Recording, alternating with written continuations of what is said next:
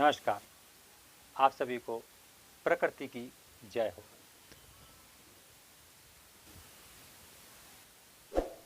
प्रकृति का अर्थ है हमारी जो श्वास है वो प्राकृतिक है। यह मेरी मर्जी नहीं है, इसमें ये प्रकृति की ही मर्जी है। जब तक चलती है तब तक चलती है, जब बंद होना है तब बंद हो जाती है। इसलिए मैं प्रकृति की जय बोल रहा हूँ। आज हम आपको ये जो हमारे दायां स्वर सूर स्वर और बायां स्वर चंद्र स्वर, दाई नाड़ी पिंगला नाड़ी, बाई नाड़ी एड़ा नाड़ी, इस दोनों के बारे में आज मैं आपको बहुत ही अच्छी जानकारी देने के लिए इस वीडियो में आया हूँ। जो हमारे साथी लोग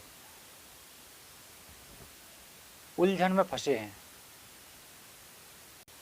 जिनको समझ में नहीं आता है कि मैं किसी व्यक्ति के साथ बुरा व्यवहार करना भी नहीं चाहता था, पर ऐसा समय जुड़ा कि बुरा ऑटोमेटिक हो गया।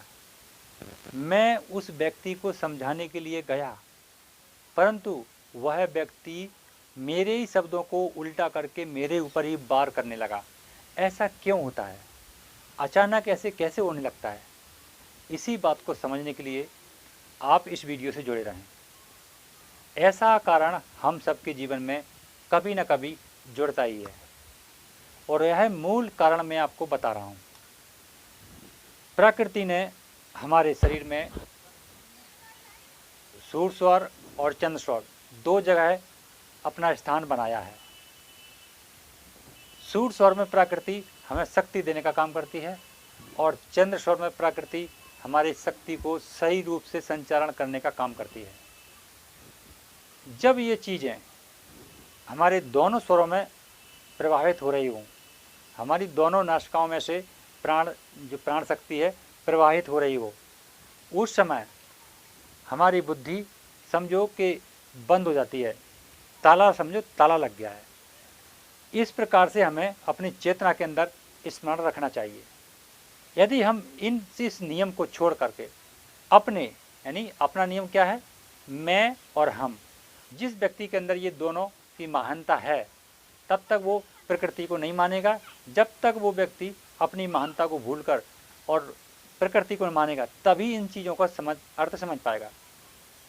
तो जब हम अपनी चलाते हैं तो ये हमारी प्रकृति बदल रही है और हम ध्यान नहीं दे रहे हैं, और ऐसा करने पर जाते हैं तो हमारा वो काम उल्टा हो जाता है। यानी जिस व्यक्ति को हम समझाने गए वो उल्टा हमसे ही झगड़ा करने लगा। हम किसी का लड़ाई सुलझाने गए पर उसकी लड़ाई बच गई, पर वो लड़ाई हमसे ही हो गई। ऐसा इसलिए होता है क्योंकि हमने उस समय अपनी प्रकृति के ऊपर ध्यान नहीं दिया है। प्रकृति हमें क्या आज्ञा देती है कि जब हम दोनों में चल रहे हों, यानी हम दोनों स्वर में चलते हों, दोनों सम स्वर में चलते हों, उस समय आप अपने मुंह से एक शब्द को ना निकालें। जो शब्द आप निकालेंगे वो सामने वाले को उल्टा ही सुनाई देगा। उसकी भलाई की बात करेंगे तो वो आपको बुरा समझेगा। अगर आप अपनी बुराई करेंगे तो वो उस व्यक्ति को अच्छा नहीं लगेगा, उस बात को सुनेगा ही नहीं। आप जो भी बोलेंगे वो सब उल्टा सुनाई देगा। इसलिए हम समझाना कुछ और चाहते हैं, पर वो सामने वाला समझ कुछ और जाता है। वो किस कारण से? क्योंकि हमने उस वार्ता की, उस बातचीत की, उस काम की शुरुआत दोनों स्वरों में की है। जब दोनों स्वर चल रहे हैं उस समय हमें कोई काम नहीं, सिर्फ और सिर्फ प्रकृति का ध्यान। हे प्रभु तुम ही हो, हे परमात्मा तुम ही हो, मुझ पर उपकार करके मेरे जीवन को चला रहे हो, इसके अलावा कुछ नहीं करना है। जब सम स्वर चलते हों तब आपको यहाँ तक अपने पत्नी, अपने बच्चों से, अपने परिवारजनों से भी बात नहीं करना है। यदि आप ऐसा करते हैं तो निश्चित ही वो आपके विपरीत ही जवाब देंगे, जो आपको पसंद नहीं आएगा, और आप आग बबूला हो जाएंगे। इसमें आपको बहुत नुकसान होगा, यानी झगड़ा हो सकता है, और वो झगड़ा हो सकता है कई लंबा रूप ले सकता है। इसलिए आप सभी लोग प्रकृति की ओर खिंचाव करें। प्रकृति को सुनें, प्रकृति को पढ़ें, प्रकृति का ध्यान दें, क्योंकि प्रकृति के अलावा इस संसार में कोई भी नहीं है जो आपको ऊपर निकाल सके। जितने भी हम अध्ययन कर रहे हैं किताबों का, उसमें प्रकृति के शब्द हैं।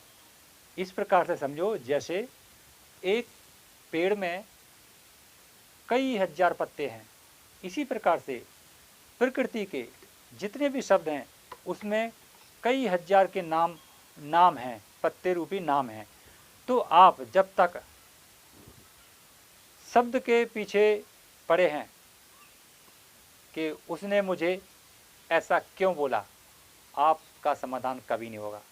आप ये ध्यान दीजिए, प्रकृति हमें आदेश देती है कि जब मैं किसी बात को करने के लिए एक प्रेरित हो रहे हैं तो आपके दोनों स्वर चल रहे हैं, आप मत बोलिए, शांत रहिए।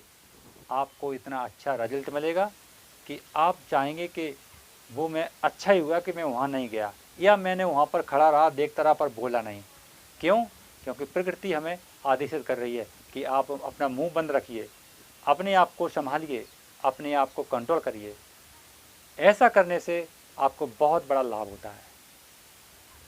हमारे जो देश में संत ऋषि हैं वो लोग बहुत कम बोलते हैं, और जब बोलते हैं तो उनका बोलना सच में बदल जाता है।